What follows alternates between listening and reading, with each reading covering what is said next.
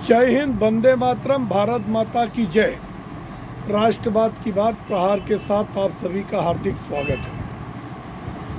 अब ये जो खबर है ये महाराष्ट्र में जो सीट शेयरिंग फार्मूला है, अब दो गुट महाराष्ट्र में बन गए, एक महायुति और एक महाविकास अघाड़ी। महाविकास अघाड़ी का अब की बार लट्ठम लट्ठा गुत्थम गुत्था चल रहा है, मगर महायुति ने बाजी मार ली। मतलब जहां एक तरफ परंपरा हुआ करती थी भारतीय जनता पार्टी की कि आखिरी मोमेंट में 15 दिन 16 दिन पहले डिक्लेयर होता था, ऐसे में कार्यकर्ताओं को अपना पूरा प्रचार करने का मौका नहीं मिल पाता था। मगर अब इस स्ट्रेटजी में जब से अमित शाह जी आए, अब इसकी स्ट्रेटजी चेंज कर दी है। अब चुनाव से पहले 1 महीने पहले ही सबसे पहले भारतीय जनता पार्टी अपनी 99 सीटें डिक्लेयर कर दिया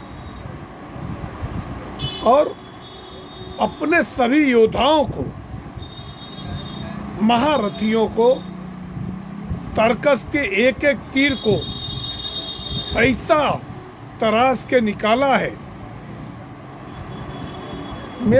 जहां तक मेरा अनुमान है, महाराष्ट्र के हिसाब से 99 में से 90 सीटें भारतीय जनता पार्टी की फिक्स हो गई, क्योंकि जो समीकरण बिठाया है कि एकनाथ शिंदे को शिवसेना, जो असली शिवसेना है, बाला साहब ठाकरे की जो विरासत है, विरासत किस बात की होती है कि जो हमारी विचारधारा, अब आपने विचारधारा छोड़ दी तो आपकी विरासत खत्म। जैसे जब तेलुगु देशम पार्टी हुआ करती थी तो पहले एनटी रामा राव की हुआ करती थी, एनटीआर, मगर एनटीआर के दामाद चंद्रबाबू नायडू ने अपने ससुर की विचारधारा को आगे बढ़ा के टीडीपी बना दिया और मुख्यमंत्री बन गए। जबकि एनटीआर की पार्टी का उनकी सास लक्ष्मी अब बाद में खत्म, आज उनका कोई नाम लेवा नहीं है। हाँ, उनकी एक बेटी है अभी, जो कि इनकी साली है, वो भारतीय जनता पार्टी में चुनाव जीत के आई है लोकसभा का। तो उनकी विरासत खत्म हो गई, उनकी विरासत को आगे बढ़ा लिया चंद्रबाबू नायडू ने। और ऐसे हुआ करता था ये अपना AIADMK, तो AIADMK बनाने वाले एनटीआर, और बाद में उनकी विचारधारा को आगे बढ़ा लिया जयललिता ने, अम्मा के नाम से पॉपुलर हुई और वहाँ पे अम्मा कैंटीन बनाया उन्होंने, गरीबों के लिए 5 रुपए में थाली, और बहुत अरसे तक मुख्यमंत्री रही। अब वैसी बात है कि जो बाला साहब ठाकरे की असली विरासत थी, उस विरासत को आगे बढ़ाया किसी ने, तो एकनाथ शिंदे ने। और अब की बार चुनाव में एक कड़ी टक्कर देखने को मिल रही है। जहां तक जिस हिसाब से राजनीतिक विश्लेषण करने वालों की जो अनुमान है, उसमें यह दिख रहा है कि कहीं उद्धव ठाकरे से ज़्यादा सीटें एकनाथ शिंदे की ने आ जाए। और इसी कसमकस में, उधेड़ बुन में अब उद्धव ठाकरे एकदम फंसते नजर आ रहे। तो कल विश्व प्रवक्ता संजय राउत ने कांग्रेस को धमकी दे दिया। बोले कि अगर शीर्ष नेतृत्व को हर बात पूछने की क्या जरूरत है, अगर महाराष्ट्र नेतृत्व यहाँ से कोई फैसले नहीं ले सकता, अब देर होते जा रही है। अच्छा, उसमें इतनी गुत्थम गुत्था है कि 4 से 5 कैंडिडेट मुख्यमंत्री के दावेदार हैं। अब नाना पटोले अपने हिसाब से लोगों को सीट देना चाहते हैं, जैसा कि हरियाणा में भूपेंद्र हुड्डा ने दिया। भूपेंद्र हुड्डा ने अपने हिसाब से दिया। अब अपने हिसाब से दिया तो वहाँ पे कुमारी शैलजा और रणजीत सुरजेवाला दोनों जन ने आपसी फूट हुई और वहाँ पे मुद्दा उठा कि दलितों का अपमान हो रहा है और कुमारी शैलजा चुनाव लड़ना चाहती थी, मगर उनको टिकट नहीं मिला और न टिकट मिला और न उनके चहेते उम्मीदवारों को टिकट दिया गया। और नतीजा क्या हुआ वो सबके सामने है कि जीती हुई बाजी कांग्रेस हरियाणा में हार गई। अच्छा, हारने के बाद अब आप ठीकरा फोड़ते हो ईवीएम पे। ये दोगली राजनीति।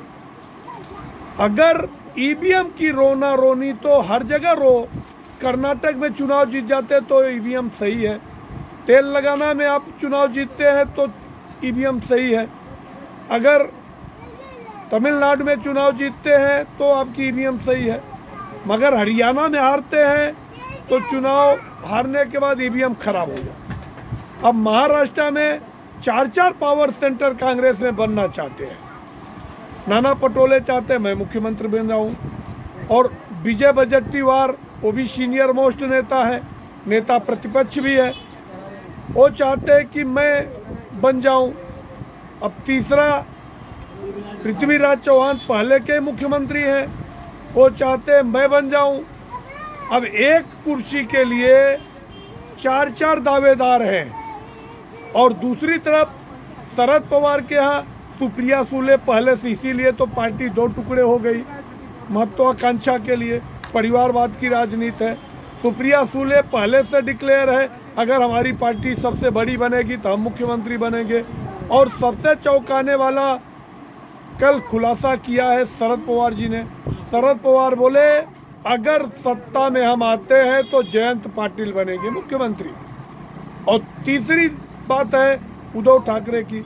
उद्धव ठाकरे जगह जगह वो पाकिस्तान के कटोरे की तरह कटोरा लेके घूम रहे, हमको मुख्यमंत्री बनाओ।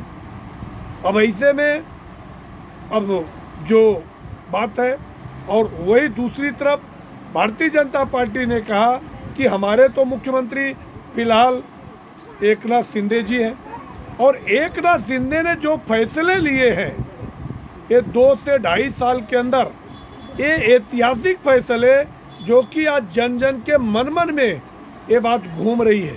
आम आदमी, एक गरीब व्यक्ति, आखिरी पंक्ति में खड़े हुए व्यक्ति तक इनकी योजनाएं मिली है। जैसे लाडली बहना योजना आई, आज कोई ऐसा परिवार नहीं है जिसके परिवार में रुपया नहीं पहुंचा हो। जिसको भी ये पैसे पहुंचे हैं वो जरूर एक राष्ट्रवादी थिंकिंग, हर किसी को अपने बच्चों के भविष्य की चिंता रहती है। दूसरी तरफ अब तुष्टीकरण करते हैं। अब ये लोग सिर्फ मुस्लिम वोट डिवाइड न हो इसके लिए इंडिया गठबंधन बनाए।